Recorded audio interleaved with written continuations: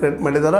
ಮತ್ತು ಜೊತೆಗೆ 80-20 ಮಾಡಿದ್ರಿಂದಾಗೆ ಇವತ್ತು ಮಾಬ್ ಲಿಂಚಿಂಗ್ ಆಯಿತು, ಮತ್ತೇನಾಯ್ತು ಅನೇಕ ಕೇಸುಗಳಾದರೂ ಸಹಿತ ಅವೆಲ್ಲ ತಪ್ಪಿಸುತ್ತ ಹೋಗಿಟ್ಟಿದ್ದಾವೆ. ಸರ್ಕಾರ ಆಗದ ಸರ್ಕಾರ ಯಾವ ರೀತಿಯಾಗಿ ಹೇಳ್ತದೆ ಮತ್ತು ನ್ಯಾಯಾಂಗ ಸಹಿತ ಕೆಲವೊಂದು ಟೈಮ್ದಾಗ ಅವ್ರಿಗೆ ಅನುಕೂಲ ಆಗುವಂಥ ಇಂಟರ್ಪ್ರಿಟ್ ಮಾಡಿದ್ದು ಹಿಂದೆ ಇತಿಹಾಸದಲ್ಲಿದ್ದಾವೆ.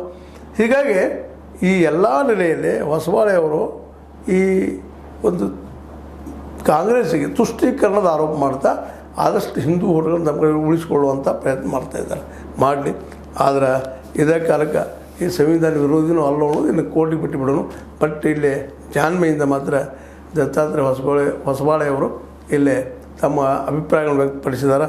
ಮತ್ತು ಧರ್ಮಕ್ಕೆ ಇನ್ನೊಂದು ಮಾತಿಲ್ಲಿ ನೆನಪಿಸಬೇಕಾಗಿದೆ.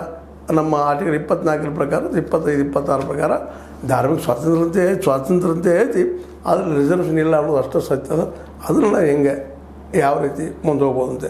ಇದೇ ಸಂದರ್ಭದಲ್ಲೇ ಅವ್ರಿಗೆ ಇನ್ನೊಂದು ಪ್ರಶ್ನೆಯೂ ಬರ್ತದೆ, ಕ್ಷೇತ್ರ ಮರು ವಿಂಗಡಣೆ ಅಂತೇಳಿ. ನಿಮಗೆ ಗೊತ್ತು, ಅದು ಈಗ ಹೇಳೋದು ಜೋರ್ದಾರಾಗೆ.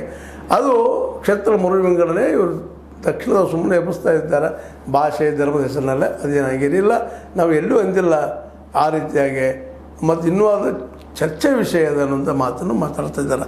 ಈ ಕ್ಷೇತ್ರ ಮರು ವಿಂಗಡಣೆ MK ಸ್ಟಾಲಿನ್ ನೇತೃತ್ವದಲ್ಲಿ ನಡೆದಂಥ ಆ ಸಭೆ ಬಗ್ಗೆ ಇವರು ನಾವು ಅದೇನು ಮಾತಾಡಲಿಕ್ಕೆ ಹೋಗುವುದಿಲ್ಲ ಅಂತ ಜಾನ್ಮೆ ಉತ್ತರ ಕೊಡ್ತಾ ಇದ್ದಾರೆ. ಕೊಡಲಿ.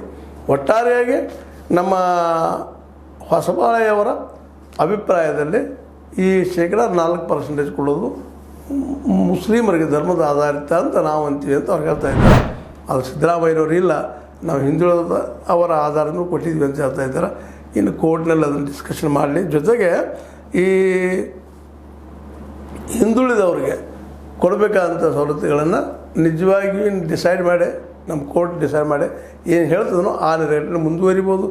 ಇಲ್ಲ ಇದು ಡಿಸ್ಕಷನ್ ಮಾಡ್ತಾ ಮುಂದೆ ಹೋಗ್ಬೋದು. ಯಾಕಂದರೆ ಇಬ್ಬರಿಗೂ ಏನು ಬೇಕಾಗಿದೆ, ರಾಜಕೀಯ ಲಾಭ ಬೇಕಾಗಿದೆ. ಇಲ್ಲ ರಾಜಕೀಯ ಲಾಭಕ್ಕಾಗಿ ಒಂದು ಕಡೆ RSS ಅಥವಾ BJP, ಇನ್ನೊಂದು ಕಡೆ ಕಾಂಗ್ರೆಸ್ ಈ ಒಂದು ಚಿಕ್ಕಾಟವನ್ನು ಮಾಡ್ತಾ ಇರ್ತಾರೆ. ಆದರೆ ನಿಜವಾಗಿಯೂ ಈ ಎಲ್ಲ ಬಿದ್ದಂಥ ಜನರಿಗೆ, ಆರ್ಥಿಕವಾಗಿ ಅಭದ್ರಂಥ ಜನರಿಗೆ ಉದ್ಯೋಗ ಸೃಷ್ಟಿ ಮಾಡುವಂಥ ಕೆಲಸಗಳನ್ನ ಇವರು ಮಾಡಿದರೆ ಭಾಳ ಉತ್ತಮ. ಆ ದಿಶೆಯಲ್ಲಿ ಒಂದು ವ್ಯವಸ್ಥೆಯನ್ನು ತಯಾರು ಮಾಡಿದರೆ ಇನ್ನೂ ಉತ್ತಮ ಅಂತೇಳಿ ಈ ಸಂದರ್ಭದಲ್ಲಿ ಅನಿಸ್ಲಿಕ್ಕತ್ತದ. ಹೀಗಾಗಿ ಅನಿಸೋದಷ್ಟಲ್ಲ, ಸತ್ಯನೂ ಅದಾಗಿದೆ. ಉದ್ಯೋಗ ಸೃಷ್ಟಿಗೆ ಇನ್ನಷ್ಟು ಹೆಚ್ಚು ಚರ್ಚೆಗಳನ್ನು ನಮ್ಮ ಬುದ್ಧಿವಂತ ದತ್ತಾತ್ರೇಯ ಹೊಸಬಾಳೆ ಆಗಿರ್ಬೋದು, ಸಿದ್ದರಾಮಯ್ಯನವರಾಗಿರ್ಬೋದು, ಇವರು ಚರ್ಚೆ